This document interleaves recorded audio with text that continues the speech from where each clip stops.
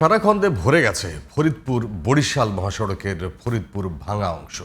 জীবনের ঝুঁকি নিয়ে যাতায়াত করছেন যানবাহন চালক ও যাত্রীরা। যদিও সড়ক ও জনপথ বিভাগ বলছে মহাসড়কের এই অংশ 4 লেনে উন্নীত করার প্রক্রিয়া চলমান রয়েছে। ফরিদপুর প্রতিনিধি মনির হোসেনের রিপোর্ট জানাচ্ছেন কিরণ মোস্তফা।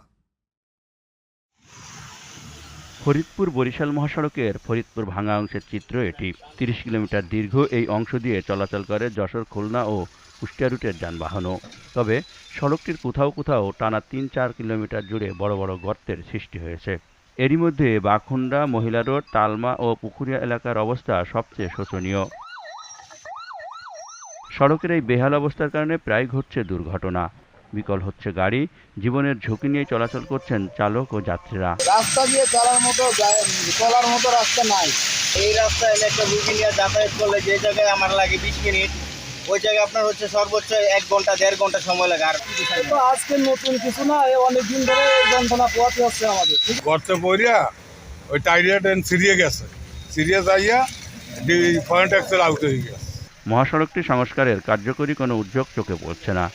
ইট বালু দিয়ে খানাখন্দ ভরাট করে আপাতত কাজ চালিয়ে নিচ্ছে সড়ক বিভাগ। কিছুদিন আগে রাস্তাটা রিপেয়ার করা হয়েছে, প্রবলেমটা ওইখানে যে তাহলে কি রিপেয়ার করলো আর কি কাজটা করলো। প্রতিটা গাড়ি ঝামেলা হইতেছে। ওই ডবল ব্রিজের সামনে একজনের নাকাল ভাঙ্গে পড়ে রয়েছে। সামনে থেকে লিভারে দেখবেন গাড়ি 3-4 খান গাড়ি অলরেডি ভাঙ্গে পড়ে রয়েছে রাস্তার মাঝখানে। যদিও সড়ক ও জনপথ বিভাগের ফরিদপুর নির্বাহী প্রকৌশলী জানালেন, এরই মধ্যে ঠিকাদারের সাথে চুক্তি হয়েছে। বৃষ্টির কারণে কাজ শুরু করতে দেরি হচ্ছে। একটা টিম এই সড়ক মেরামতের জন্য ইতিমধ্যে কাজ করতেছে। তো আশা করতেছি যে এই বৃষ্টিটা থামলে আমাদের সংস্কার কাজগুলো পূর্ণ উদ্যমে শুরু হয়ে যাবে।